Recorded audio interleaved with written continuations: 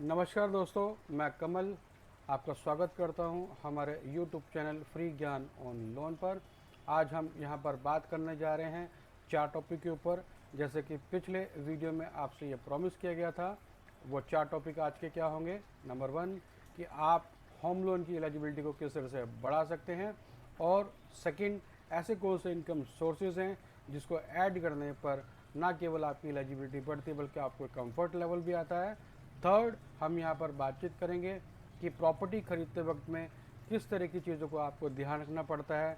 मैं यहाँ पर बात कर रहा हूँ लीगल टेक्निकल्स प्रॉब्लम की। जब आप फाइनेंस के लिए जाते हैं बैंक के बाद, कभी कभी आपके सामने ये प्रॉब्लम्स आती है। बैंक आपको ये जवाब देता है कि प्रॉपर्टी में लीगल टेक्निकल प्रॉब्लम है, इसका क्या मतलब है, इसका क्या सोल्यूशन है, क्या आपको देखना चाहिए, इस बारे हम यहाँ पर बातचीत करेंगे। चौथा हमारा यहाँ पर बात करेंगे यहाँ पर कि आपका सिविल स्कोर अगर ख़राब है तो उसकी इम्प्रूवमेंट किस तरीके से आप कर सकते हैं, कौन सा ऐसा तरीका है, तो इस बारे में हम डिस्कस करेंगे। लेकिन आगे बढ़ने से पहले मैं आपको याद दिलाना नहीं भूलूंगा, अगर आपको हमारा ये वीडियो अच्छा लग रहा है तो इसे लाइक ज़रूर कीजिए। इसके अलावा इसे सब्सक्राइब करें और बेल बटन को, नोटिफिकेशन के बेल बटन को दबाना ना भूलें। चलिए आगे बढ़ते हैं। इस स्लाइड पर हम डिस्कस कर रहे हैं होम लोन की एलिजिबिलिटी को किस तरीके से बढ़ाया जा सके। सबसे पहले पॉइंट की तरफ आगे बढ़ते हैं। ऑप्ट फॉर लॉन्गर टेन्योर, यानी कि आप चूज करें आप लॉन्गर टेन्योर के लिए अपने पीरियड को बढ़ा के आगे बढ़ें। एग्जाम्पल के तौर पर अगर बैंक ने आपको ऑफर किया है 20 साल के लोन के लिए, तो आप उनसे रिक्वेस्ट करें ताकि पीरियड आपका 20 से 25 हो जाए, या 30 साल के लिए आप जाएं तो जहां पर आपकी होम लोन की एलिजिबिलिटी और बढ़कर आपके सामने आ जाएगी। नेक्स्ट पॉइंट पे बात अगर करते हैं, प्रीपे योर एग्जिस्टिंग लोन, यानी कि अगर आपको कोई पुराना लोन चल रहा है, कोई कार लोन आपने लिया हुआ है या कोई और दूसरा लोन की ईएमआई आप पे कर रहे हैं, तो उसका आउटस्टैंडिंग अमाउंट को पे कर दें आप, ताकि आपकी होम लोन की एलिजिबिलिटी यहाँ से बढ़ जाए। नेक्स्ट पॉइंट पे आगे बढ़ते हैं, इम्प्रूव योर सिबिल स्कोर। कोशिश करें अपने सिबिल स्कोर को अच्छा करने की, लेकिन ये कैसे करना होगा इसी वीडियो में आपको आगे जानकारी दी जाएगी, तो आखिर तक अपना ये वीडियो देखते रहें। Added another source of income, आपके इनकम सोर्स में अगर कोई और तरीका है जहां से आपको इनकम आ रही है, तो उसे भी आप ऐड ऑन कराएं, जिसकी वजह से आपकी होम लोन की एलिजिबिलिटी बढ़ जाएगी। ऐसे कौन कौन से तरीके हैं, नेक्स्ट स्लाइड में इसी वीडियो में आप इसके बारे में आपसे चर्चा करते हैं। नेक्स्ट पॉइंट पे आगे बढ़ते हैं, apply for joint home loan. आप जब भी होम लोन के लिए जाएं तो अच्छा ये होगा कि आप जॉइंट होम लोन के लिए आप जाएं। जॉइंट एप्लीकेंट आप बना सकते हैं अपनी वाइफ को, अपने ब्रदर को या अपने फादर को। यहाँ पर उनकी इनकम और आपकी इनकम को क्लब कर दिया जाएगा, जिसकी वजह से आपकी होम लोन की एलिजिबिलिटी बढ़ जाती है। साथ ही साथ ये भी ध्यान रखें किसी भी तरह की कोई जल्दबाजी ना करें, ये आपके लिए नुकसानदायक हो सकती है। नेक्स्ट पॉइंट बात करें, कंसीडर स्टेप अप लोन, यानी कि आप स्टेप अप लोन की तरफ अगर जाएं तो ये आपके लिए बहुत बड़ा फ़ायदेमंद का शोबा साबित हो सकता है। एग्जाम्पल के तौर पर अगर आप कोई फ्लैट परचेज करने जा रहे हैं और आपको 40% अगर आपने पेमेंट करना है और 60% पेमेंट आपको पोजीशन के टाइम पर देना है, और पोजीशन का टाइम को अभी 2 साल 3 साल या 4 साल बाकी हैं, तो आप उतना ही लोन अमाउंट को फ़िलहाल आप अप्लाई करें जितनी ज़रूरत है, क्योंकि बाकी का अमाउंट आपको 3 साल बाद देना है। तो 3 साल बाद आप सेकंड लोन के लिए आप उसी बैंक में अप्लाई कर सकते हैं, जहां से आपकी ईएमआई पहले की अगर ठीक ठाक जा रही है, आप समय से भुगतान कर रहे हैं, तो वो लोन अमाउंट आपको दोबारा फाइनेंस हो जाएगा। Next, open account with the chosen lender, यानी कि जिस भी लेंडर को आपने चूज किया है, जिस भी फाइनेंशियल इंस्टीट्यूशन या बैंक से आप फाइनेंस के लिए आप जा रहे हैं, तो कोशिश करें उसी बैंक में अपना खाता खोलें, ताकि ईएमआई उसी अकाउंट से डिडक्ट होती रहे। तो ये उनके लिए कंफर्ट बनेगा और आपके लिए होम लोन की एलिजिबिलिटी को आगे बढ़ा देगा। ऐसे कौन कौन इनकम सोर्स बन सकते हैं जिसकी वजह से आपकी होम लोन की एलिजिबिलिटी बन सकती है, जिसे बैंक को आपको शेयर करना चाहिए, इसके बारे में हम यहाँ पर डिस्कस कर रहे हैं। पहले हम, जैसा कि आप जानते हैं, सैलरीड, अगर आप सैलरीड क्लास हैं तो इस बारे में आप बैंक को जरूर शेयर करेंगे। साथ ही साथ अगर आपको कैपिटल गेंस है तो इस बारे में भी आप बैंक को जरूर आप इन्फॉर्म करें। जैसे एग्जांपल के तौर पर अगर आपको कोई पुरानी कोई प्रॉपर्टी आपकी है जिसे आपने सेल कर दिया है, आपका कोई पुराना मकान था जिसे आपने आज से 4 साल पहले 30 लाख में ख़रीदा था और आज 4 साल के बाद आपने उसको 50 लाख में बेच दिया, तो ये आपके 20 लाख की कैपिटल गेन कहा जाता है। तो इस 20 लाख की आपको इनकम माना जाएगा। तो इस बारे में आप बैंक को शेयर करें और आपकी अपने इनकम टैक्स रिटर्न में भी इसे आप जरूर शो करें। तो ये आपकी एडिशनल इनकम सोर्स आपका एक और बन जाएगा, जिसकी वजह से आपकी होम लोन की एलिजिबिलिटी भी बढ़ जाती है। नेक्स्ट पॉइंट पे हम बात करते हैं रेंटेड प्रॉपर्टी। अगर आपको कोई रेंट आ रहा है, आपको कोई शॉप है किसी मॉल में, किसी कॉलोनी में या कहीं पर, या आपका कोई मकान है पुराना जिसे आपने रेंट पर दिया है, हर महीने वासी आपको रेंट आ रहा है, तो इस बारे में भी आप बैंक को जरूर इन्फॉर्म करें। तो ये आपके इनकम सोर्स में माना जाएगा और ये कहीं ना कहीं आपके होम लोन की एलिजिबिलिटी को और बढ़ा देगा। नेक्स्ट पॉइंट बात करते हैं यहाँ पर बिजनेस और प्रोफेशन से होने वाली जो इनकम है, आप उसके बारे में तो आप बैंक को बता ही रहे हैं। ऐसा भी हो सकता है, यहाँ पर एग्जांपल लेते हैं, आप सैलरी क्लास हैं, आप एक कंपनी में जॉब कर रहे हैं जहाँ से आपको हर महीने आपको सैलरी आती है, लेकिन साइड में आपका बिजनेस भी है जिसे संभालने के लिए आपकी वाइफ देखती है, वहाँ पर आप पार्टनर भी हो सकते हैं। तो इस बारे में भी आप बैंक को ज़रूर बताएं। तो ये आपका एक इनकम सोर्स और बन जाएगा, जिसकी वजह से आपकी होम लोन की जो एलिजिबिलिटी है वो और बढ़ जाती है। नेक्स्ट पॉइंट पे आगे बात करें इंटरेस्ट ऑफ एफडी और फ्रॉम सेविंग अकाउंट। अगर आपको कोई फिक्स डिपॉजिट है जहां से आपको इंटरेस्ट आ रहा है, या सेविंग अकाउंट से आपको जो इंटरेस्ट मिला है साल का, उस बारे में भी आप बैंक को जरूर शेयर करें। तो ये भी आपको एक इनकम सोर्स ही है, जिस बारे में आप अगर शेयर करते हैं तो ये आपके होम लोन की एलिजिबिलिटी को और बढ़ा देता है। इंटरेस्ट ऑन लोन, यहाँ पर हम एग्जांपल लेते हैं कि आपका कोई पुराना लोन है जिसका आप इंटरेस्ट आप पे कर रहे हैं। ये बिजनेसमैन के लिए अच्छा साबित हो सकता है। अगर एक बिजनेसमैन है, उसका कोई मशीनरी लोन चल रहा है या कोई पर्सनल लोन चल रहा है, तो उस पर जो इंटरेस्ट पे कर रहा है, तो ये इंटरेस्ट भी कहीं ना कहीं आपका इनकम सोर्स माना जाता है। तो यहाँ पर आपकी होम लोन की एलिजिबिलिटी और बढ़ जाती है। इस शीट पर हम बात करेंगे हो जाता है इसकी क्या वजह रहती है, या कहाँ पर प्रॉब्लम आती है, उसे किस तरह से सॉल्व किया जा सकता है, इस बारे में हम यहाँ पर बात करने जा रहे हैं। पहला हम यहाँ एग्जांपल लेते हैं जेन्युइन फाइनेंशियल हार्डशिप का, यानी कि कस्टमर जेन्युइन है लेकिन फाइनेंशियल प्रॉब्लम आ गई, जिस वजह से बैड क्रेडिट स्कोर हो गया, सिबिल स्कोर खराब हो गया। यहाँ पर मैं एग्जांपल दूंगा एक कंपनी का जिसमें 2 पार्टनर थे।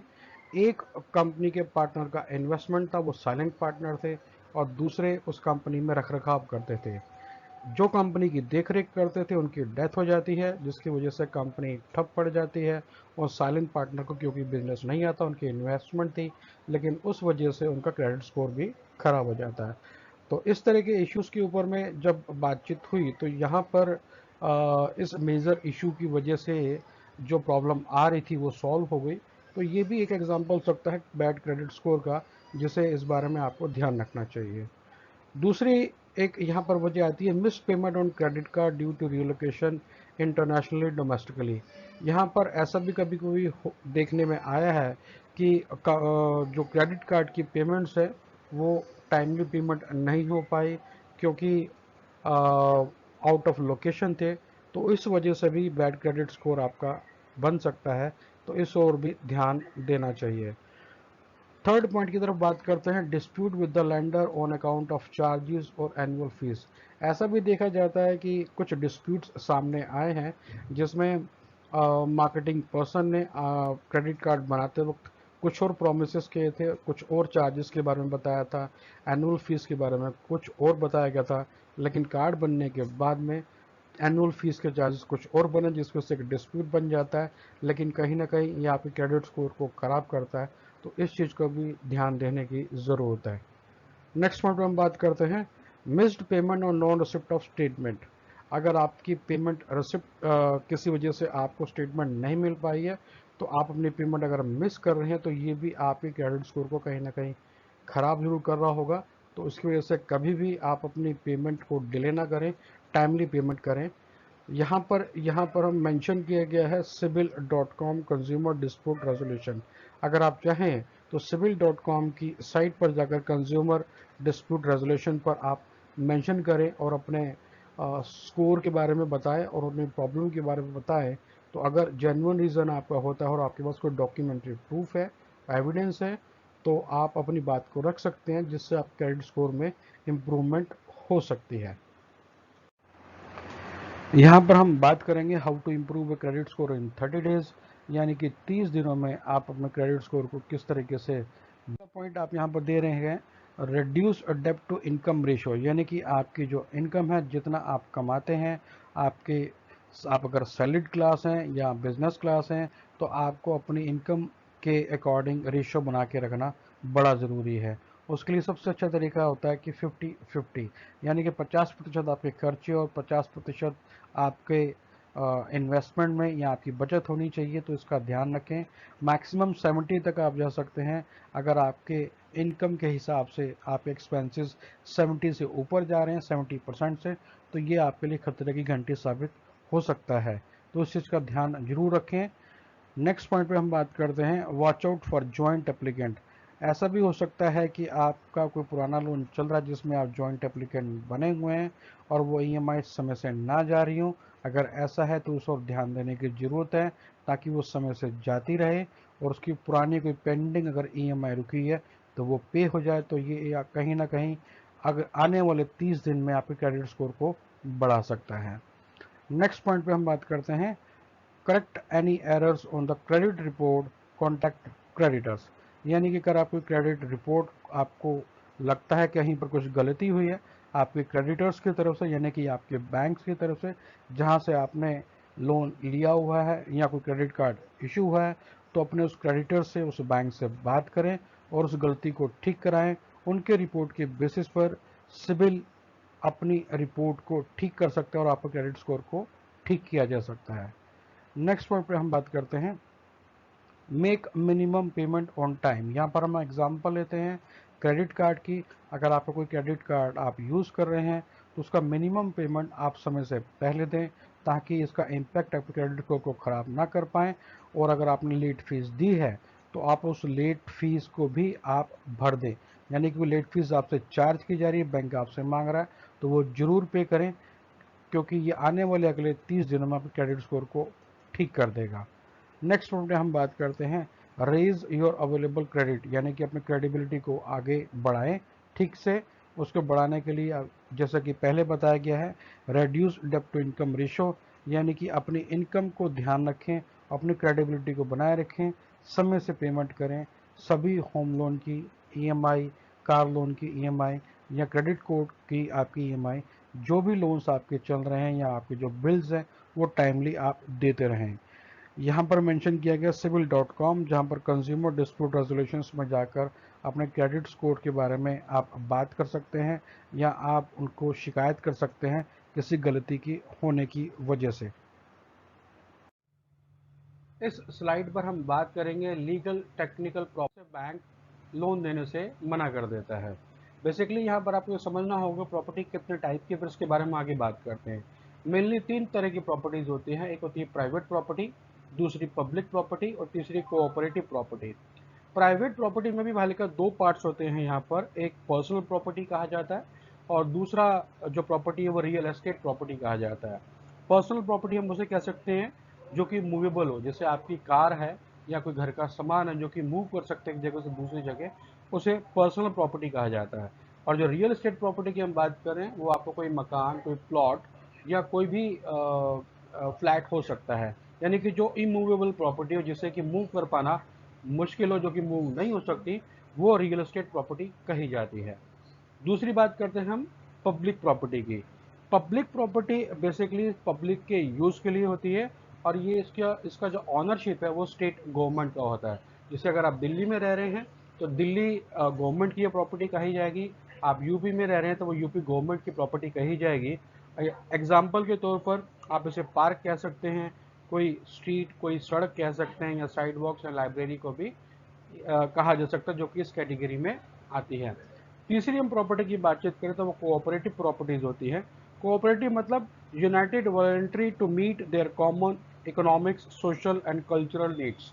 मतलब ऐसी प्रॉपर्टी जो कि सभी तरह के समाज के लोगों के लिए यूज़ की जाती है। जैसे एक बारात घर है जहाँ पर बारात के ठहरने का स्थान होता है। एक पार्क है, पार्क भी एक तरीके के वैसे कल्चरल नीड्स के या पार्टीज गैदरिंग के लिए भी खास तरह से कोऑपरेटिव सोसाइटी की कैटेगरीज में भी कुछ लोग इसको लेते हैं। लेकिन अगर वो प्रॉपर्टी जैसे पर्सनल कई लोगों ने मिलकर बनाई हुई हो तो उसे या किसी संस्था ने बनाई हो तो वहाँ पर कोऑपरेटिव प्रॉपर्टी इसे कहा जाता है।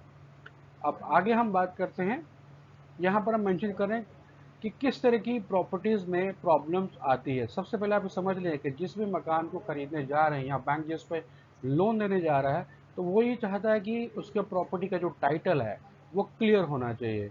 यानी कि ए ने बी को बेचा, बी ने सी को बेचा, सी ने डी को बेचा। तो इस तरह से जितनी बार भी प्रॉपर्टी बिकती है उसका रजिस्टर यानी कि उसका रजिस्टर होना बड़ा ज़रूरी है। उसमें किसी भी तरह का जीपीए नहीं माना जाता। जीपीए यानी कि जर्नल पावर ऑफ अटर्नी। अगर ए ने बी को बेची, बी ने सी को बेची, लेकिन बी ने सी को जब बेचा था तो उस वक्त उसका जीपीए करा लिया गया था, रजिस्ट्री नहीं कराई गई थी, तो ये आपके लिए एक टेक्निकल प्रॉब्लम आ सकती है। अब उसके बाद जब सी ने डी को भेजा और डी ने ई को भेजा तब ये वाली प्रॉब्लम नहीं आएगी। लेकिन अगर बीच में जीपीए आ चुकी है, जीपीए आज से अगर 13 साल पुरानी है तो कंसीडर किया जा सकता है उसको एक लीगल टेक्निकल की टीम से, क्योंकि 13 साल पुरानी में अगर जीपीए हो तो वहाँ पर अप्रूवल मिलने के चांसेस बढ़ जाते हैं। इसलिए इस और ध्यान देना होगा कि प्रॉपर्टी खरीदते वक्त में कोई भी जीपीए बीच में नहीं होनी चाहिए। हर एक प्रॉपर्टी को बेचते वक्त उसका रजिस्ट्रेशन होना ज़रूरी है। नेक्स्ट हम बात करते हैं बेस्ड ऑन वॉल्यूशन। यहाँ पर हम बात करें लीगल टेक्निकल की तरफ से प्रॉब्लम कभी कभी इस वजह आ सकती है कि वैल्यूएशंस की प्रॉब्लम आती है। यानी कि जो मकान आप खरीदने जा रहे हैं या जो फ्लैट आप खरीदने जा रहे हैं, आप उसके लिए लोन की जो डिमांड कर रहे हैं वो 30 लाख की है, लेकिन वैल्यूअर्स ये बताता है कि उसकी प्रॉपर्टी की मार्केट वैल्यू ही 25 लाख रुपये, तो 30 लाख कैसे दिया जा सकता है। जैसा कि आप जानते हैं एक प्रॉपर्टी के ऊपर में मैक्सिमम मार्केट वैल्यू को 90% तक फाइनेंस किया जा सकता है। 30 लाख से कम की प्रॉपर्टी की बात कर रहा हूँ मैं यहाँ पे। अगर 30 लाख से ज़्यादा हो तो वहाँ पे 80% हो जाता है। मैं बात कर रहा हूँ 30 लाख से नीचे की, तो इसी का मैं एग्जांपल आपको बता रहा हूँ। तो यहाँ पर अगर वैल्यूअर्स ये बताता है कि जिस प्रॉपर्टी को खरीदने की आप बात कर रहे हैं और जिसके लिए डिमांड आपने 30 लाख रुपीज़ बैंक को की है, लेकिन उसकी वैल्यूएशन 25 आ रही है, तो बैंक उसके ऊपर 30 लाख का लोन अमाउंट फाइनेंस करने से आपको मना कर देगा। तो इस तरह की टेक्निकल प्रॉब्लम भी ये आती है। इसके लिए पहले आपको इन्फॉर्म किया जाएगा वेरिफिकेशन हो जाने के बाद। तीसरे पॉइंट पर अगर हम बातचीत करें तो यहाँ पर हम बात करें ज्वाइंट एंट्रेंस इन प्रॉपर्टी। यानी कि जो एंट्रेंस को लेकर जो प्रॉब्लम आती है, कभी कभी कोई ज्वाइंट फैमिली है और ज्वाइंट फैमिली में ग्राउंड फ्लोर पे कोई फैमिली रहती है, फर्स्ट फ्लोर पे कोई दूसरी फैमिली रह रही है, तो आप फर्स्ट फ्लोर परचेज करने जा रहे हैं, ग्राउंड पे कोई और पार्टी है, फर्स्ट आप परचेज करने जा रहे हैं, लेकिन एंट्रेंस को लेके प्रॉब्लम है, तो वहाँ पर भी लीगल टेक्निकल की टीम आपके केस के लिए, आपके होम लोन के लिए अप्रूवल देने से मना कर सकती हैं। इसका एक एग्जाम्पल लेते हैं हम, नेक्स्ट शीट पर आगे बढ़ते हैं ताकि आप इस बात को अच्छे से समझ पाएँ। इस शीट पर आप देखिए कि किस, यहाँ पर हम ये मान लेते हैं ये एक छोटा सा एक प्लॉट है और इस प्लॉट के ऊपर में ये जो ब्लू आपको नज़र आ रहा है, जो नीले रंग की जगह नज़र आ रही है, ये एक बड़ा सा प्लॉट है जिसके ऊपर में जो ये फर्स्ट फ्लोर जो है, ये जो पोर्शन आपको दिख रहा है, ये पोर्शन फर्स्ट फ्लोर है और ये नीचे का ग्राउंड फ्लोर है। आप इसको खरीदने जा रहे हैं इस पोर्शन को जो कि ग्राउंड फ्लोर के ऊपर बना हुआ है फर्स्ट फ्लोर। अब यहाँ से एंट्रेंस है, मेन एंट्रेंस, यहाँ पर सड़क है, यहाँ से आप एंट्री लेते हैं, ये मेन गेट माना जाता है यहाँ पे। यहाँ से लेने जाने के बाद आप यहाँ पे बेसिकली पार्किंग के लिए थोड़ी सी जगह छोड़ रखी है, आपने एंट्रेंस ली, ये बना हुआ है अंदर का गेट, ये बाहर का मेन गेट, यहाँ से आपने एंट्री ली, ग्राउंड फ्लोर से चलते हुए आप पीछे गए, पीछे जाने के बाद यहाँ पर सीढ़ियाँ बनी हुई हैं, सीढ़ियाँ बनने के बाद में आप फर्स्ट फ्लोर पे यहाँ से ऊपर पहुँचते हैं पीछे के स्टेयर केस से। तो इस तरह का अगर केस है तो यहाँ पर बैंक पूरी तरह से मना कर देगा आपको लोन देने से, क्योंकि सीढ़ियाँ जो हैं वो ग्राउंड फ्लोर यानी कि किसी के फैमिली के घर के अंदर से निकलते हुए जा रही हैं। मतलब अगर आपको फर्स्ट फ्लोर पे जाना है तो आप इस फैमिली के अंदर से निकलेंगे और फिर पीछे के बैक साइड पर अगर सीढ़ियाँ हैं तो वहाँ से जाते हुए फर्स्ट फ्लोर पे आप जाएंगे, तो इसके लिए मना कर दिया जाएगा और ये लोन नहीं हो पाएगा। इसका दूसरा ऑप्शन ये हो सकता है, अगर ये सीढ़ियाँ फ्रंट साइड से बनी हुई हो, मेन गेट से आप अंदर गए और फ्रंट साइड से अगर बनी हुई है सीढ़ियाँ सीधा फर्स्ट फ्लोर पर जाने के लिए, तब यहाँ पर अप्रूवल मिल सकता है। लेकिन अगर एक फैमिली नीचे रह रही है, उनके घर के अंदर से जाते हुए आप पीछे की सीढ़ियों से आप जाते हैं ऊपर, तो ये कहीं ना कहीं टेक्निकल प्रॉब्लम है और लीगल टेक्निकल प्रॉब्लम इसे कहा जाएगा, और यहाँ पर आपको होम लोन नहीं मिल पाएगा। तो इस ओर आपको ध्यान देना होगा। अब तीसरी एक और बात यहाँ पर ऑप्शन आ सकती है, अगर पार्टी ये कह देती है कि वो पीछे से यहाँ से एंट्रेंस दे देती है, यहाँ पर कोई गेट बनवा देती है, तो वो 50-50 के कुछ चांसेस यहाँ पर बन सकते हैं। लेकिन ये भी देखना होगा कि पीछे की जो सड़क है वो कितने फुट की है। वो अगर 15-20 फुट की है, 30-40 फुट की है, तो ये भी देखना बड़ा ज़रूरी है, क्योंकि कुछ बैंक्स 20 फुट से कम की सड़क के ऊपर में लोन नहीं देते हैं और कुछ बैंक्स में ये प्रॉब्लम नहीं आती है। तो इस चीज़ को भी देखना और सोचना समझना होगा। तो प्रॉपर्टी खरीदते वक्त इस चीज़ का भी आपको ध्यान देना होगा।